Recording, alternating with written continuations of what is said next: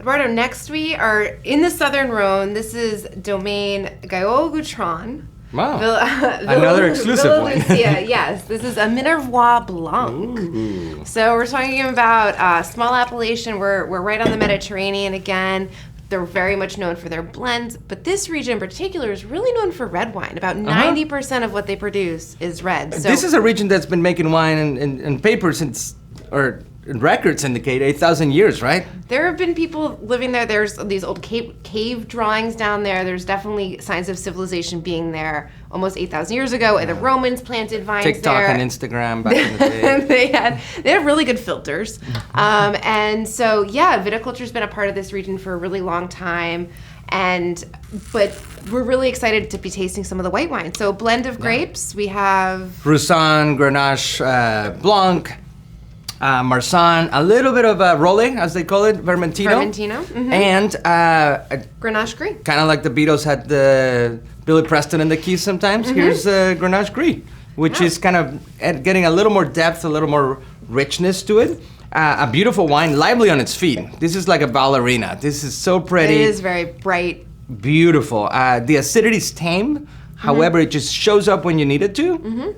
And a beautiful wine. I mean, any mix of like citrus, a lot of orange peel, lemon peel, grapefruit peel, really all this mandarin kind of blossom brightness too. You also get a little bit of that dried herbs that you kind of come to love and recognize about southern France. So some dried sage, some thyme, a little bit of savory herb, all kind of mixed in there. This would be a great alternative to Sauvignon Blanc if you like a little bit of herbs and a little bit of citrus. A little bit.